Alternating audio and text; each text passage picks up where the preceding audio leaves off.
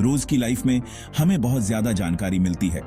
हम इकोनॉमी के आंकड़े देखते हैं, चुनावों के पोल्स देखते हैं और यहां तक कि एक नई दवाई कितनी असरदार है ये भी देखते हैं। लेकिन इतने सारे डेटा का मतलब कैसे समझें?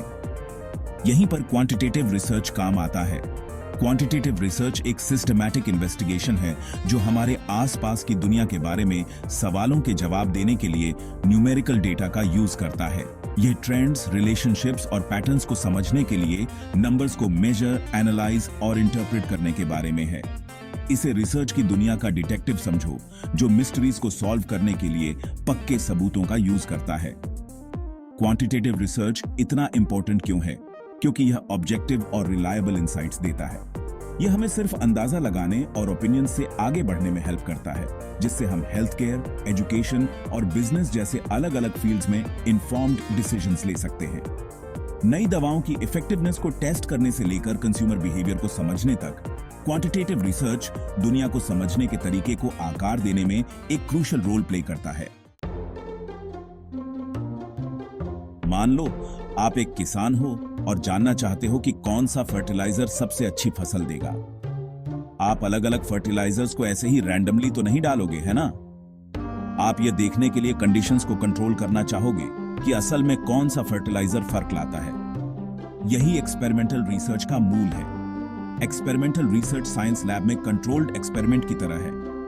इसका एम एक इंडिपेंडेंट वेरिएबल, हमारे एग्जाम्पल में फर्टिलाइजर, को मैनिपुलेट करके और डिपेंडेंट वेरिएबल, फसल की पैदावार, पर इसके इफेक्ट को ऑब्जर्व करके कॉज एंड इफेक्ट रिलेशनशिप्स को एस्टैब्लिश करना है। एक्यूरेट रिजल्ट्स इंश्योर करने के लिए रिसर्चर्स कंट्रोल ग्रुप्स का यूज करते हैं। ये ग्रुप्स हर तरह से एक्सपेरिमेंटल ग्रुप के आइडेंटिकल होते हैं, सिवाय इसके कि इन्हें ट्रीटमेंट यानी स्पेसिफिक फर्टिलाइजर नहीं मिलता है। यह रिसर्चर्स को मैनिपुलेटेड वेरिएबल के इंपैक्ट को अलग से देखने की अनुमति देता है। उदाहरण के लिए, एक फार्मास्यूटिकल कंपनी जो एक नई दवा का टेस्ट कर रही है, वह पार्टिसिपेंट्स को दो ग्रुप्स में डिवाइड कर सकती है। एक ग्रुप को नई दवा मिलती है, जबकि कंट्रोल ग्रुप को प्लेसेबो मिलता है। दोनों ग्रुप्स के आउटकम्स को कंपेयर करके रिसर्चर्स दवा की इफेक्टिवनेस को डिटरमिन कर सकते हैं। कभी-कभी हम वेरिएबल्स को कंट्रोल नहीं कर सकते या एक्सपेरिमेंट्स कंडक्ट नहीं कर सकते। सोचो कि स्मोकिंग का लंग कैंसर पर इफेक्ट्स को स्टडी करना हो। लोगों को जबरदस्ती स्मोक करने के लिए मजबूर करना अनएथिकल होगा। यहीं पर एक्स पोस्ट फैक्टो रिसर्च आता है। X post facto research events के घटित होने के बाद वेरिएबल्स के बीच रिलेशनशिप्स को एग्जामिन करता है। रिसर्चर्स किसी भी वेरिएबल को मैनिपुलेट नहीं करते हैं। वे सिंपली एग्जिस्टिंग डेटा को ऑब्जर्व और एनालाइज करते हैं।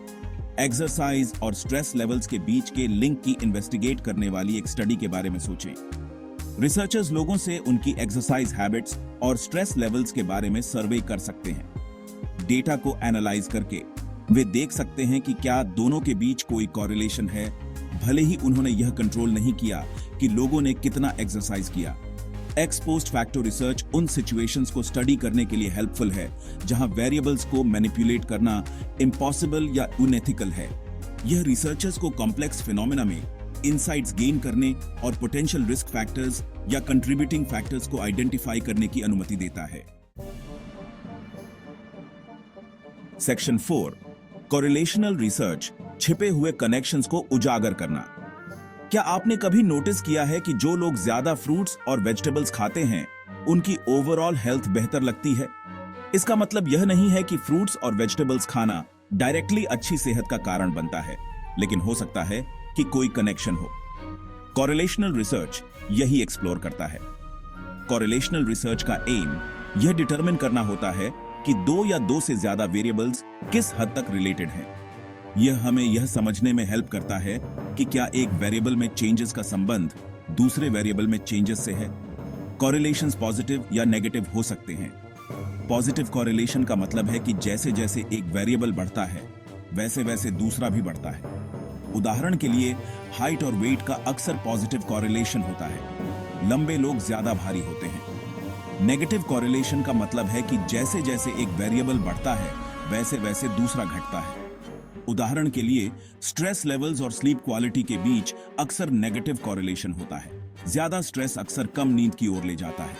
याद रखें, कॉरिलेशन का मतलब कॉजेशन नहीं है। सिर्फ इसलिए कि दो वेरिएबल्स कॉरिलेटेड हैं, इसका मतलब यह नहीं है कि एक दूसरे के कारण है। दूसरे फैक्टर्स भी रोल प्ले कर रहे हो सकते हैं। सेक्शन 5 सर्वे रिसर्च बहुत लोगों की आवाज को कैद करना।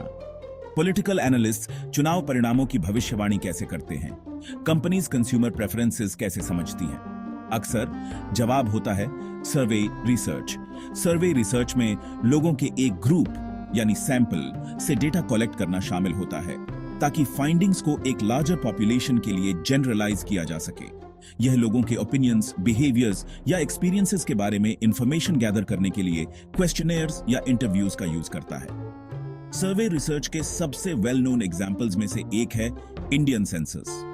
हर 10 साल में कंडक्टेड सेंसस बड़े पैमाने पर डेटा कलेक्ट करता है जो देश के डेमोग्राफिक्स, सोशियो इकोनॉमिक कंडीशंस और बहुत कुछ के बारे में वैल्यूएबल इंफॉर्मेशन प्रोवाइड करता है। सर्वे रिसर्च बहुत ज्यादा वर्सेटाइल है और मार्केट रिसर्च, सोशल साइंसेज और हेल्थ केयर सहित कई अलग अलग फील्ड्स में वाइडली यूज किया जाता है। यह रिसर्चर्स को लोगों के एक बड़े ग्रुप के कलेक्टिव एक्सपीरियंसेस और पर्सपेक्टिव्स तक पहुंचने की अनुमति देता है। सेक्शन 6 कंक्लूजन क्वांटिटेटिव रिसर्च की शक्ति। नई दवाओं की इफेक्टिवनेस को समझने से लेकर चुनाव परिणामों की भविष्यवाणी करने तक क्वांटिटेटिव रिसर्च दुनिया को समझने के तरीके को आकार देने में एक वाइटल रोल प्ले करता है। डेटा को मेजर, एनालाइज और इंटरप्रेट करने के लिए नंबर्स का यूज करके हम ऑब्जेक्टिव और रिलायबल इंसाइट्स प्राप्त करते हैं जो विभिन्न फील्ड्स में डिसीजन मेकिंग को इन्फॉर्म कर सकते हैं। चाहे वह एक्सपेरिमेंटल रिसर्च का कंट्रोल्ड एनवायरनमेंट हो, एक्स पोस्ट फैक्टो रिसर्च का रेट्रोस्पेक्टिव एनालिसिस हो, कोरिलेशनल रिसर्च में रिलेशनशिप्स की एक्सप्लोरेशन हो या सर्वे रिसर्च का फार रीचिंग स्कोप हो, हर तरह का क्वांटिटेटिव रिसर्च हमारी कॉम्प्लेक्स दुनिया के हिडन पैटर्न्स और ट्रूथ्स को उजागर करने के लिए यूनिक टूल्स ऑफर करता है। क्वांटिटेटिव रिसर्च के डिफरेंट टाइप्स और उनकी स्ट्रेंथ्स को समझकर हम इंफॉर्मेशन के ज्यादा इन्फॉर्म्ड कंज्यूमर्स बन सकते हैं, डेटा का क्रिटिकली इवैल्यूएट कर सकते हैं और अपनी पर्सनल और प्रोफेशनल लाइव्स में ज्यादा इन्फॉर्म्ड डिसीजंस ले सकते हैं।